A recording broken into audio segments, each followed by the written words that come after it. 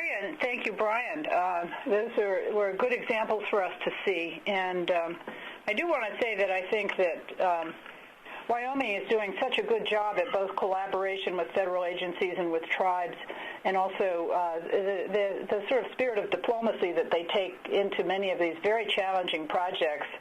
The Drift is an amazing nomination, an amazing resource, and the public involvement in that is not to be underestimated as an important factor in the success of that nomination. So thanks for sharing that with us. Thanks for your last points too, Mary.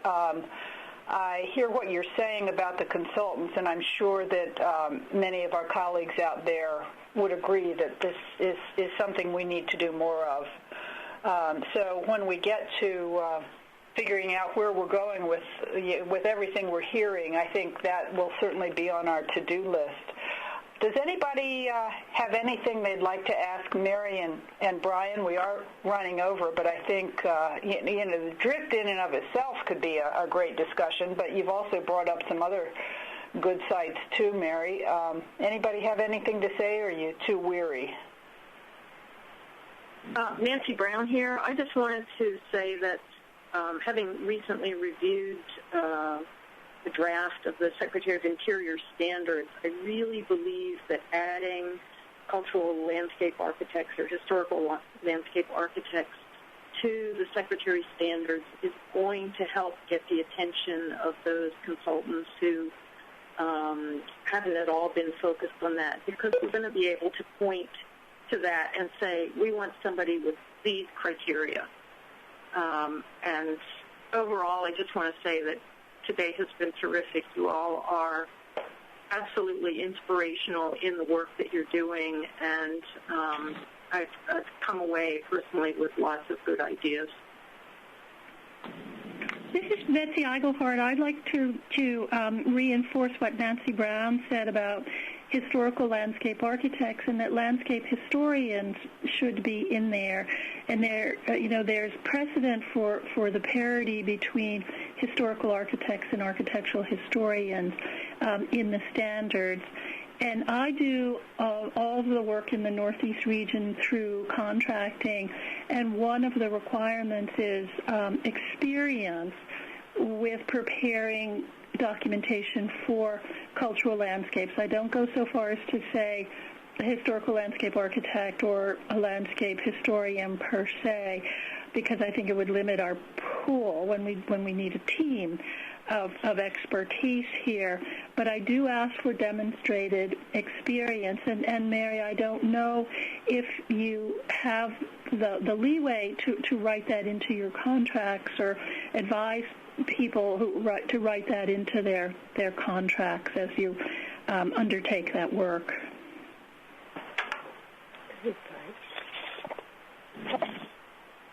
Mary, do you want to respond, or?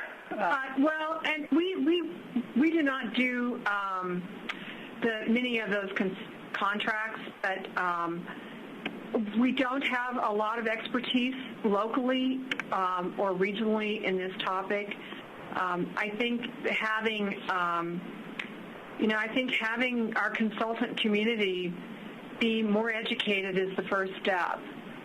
It's more likely that if they're more educated, it'll be more likely it will happen than if we require a specific expertise to be hired for a project.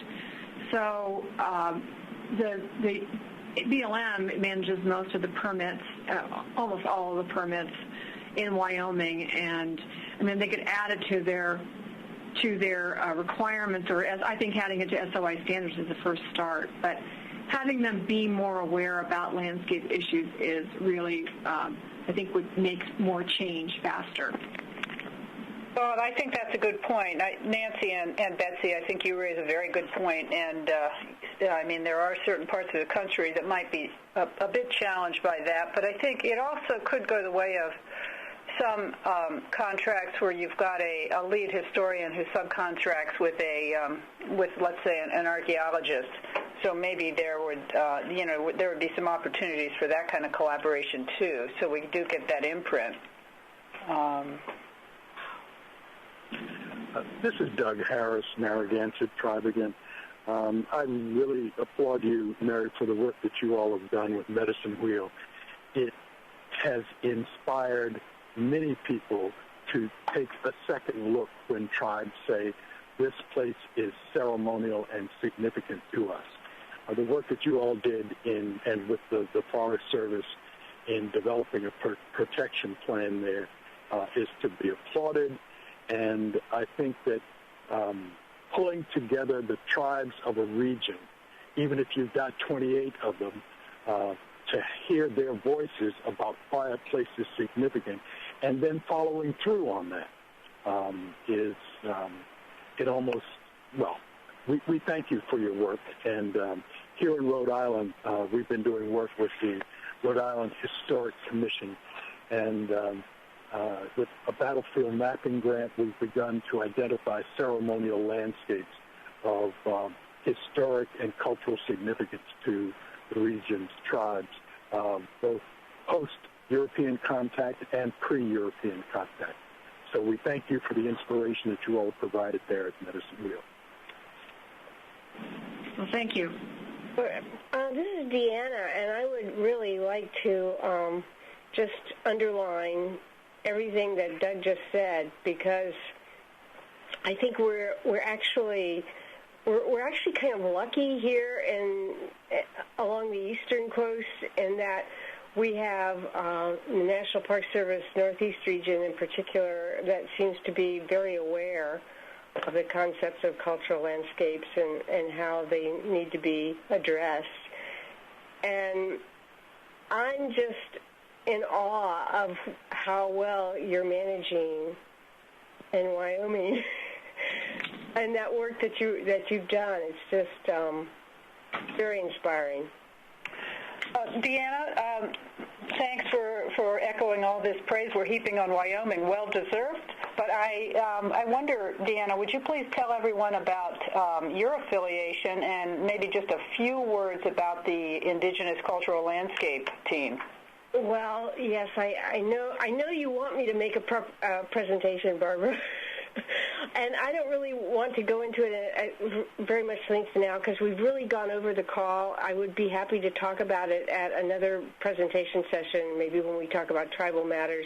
Yeah. No, I didn't want the presentation, but just tell them that the affiliation. I think a lot of them don't know this exists, and probably a lot of people don't know it exists. You're absolutely right. The Indigenous cultural landscape is a concept that sort of crafted out of an attempt to talk to environmentalists that were working with land conservation issues in the Chesapeake Bay area. And it was adopted into a comprehensive management plan by the Chesapeake Bay office of the National Park Service. And we've now got a national team of federal agency and state agency and tribal members, other people working on the idea as primarily a conservation and heritage education and heritage tourism concept, not so much as something that was meant to be any kind of legal construct or worked into register, but it does fit into the mind-expanding work that Barbara and the rest of the team working on the National Register Landscape Initiative are doing. We're stretching the boundaries in more than one way of getting people to think in terms of indigenous perspectives in the East as well as the West. All right. Thank you, Deanna. We're going to consider that a teaser for your presentation in February. Okay. Well, thank you, everybody, for attending.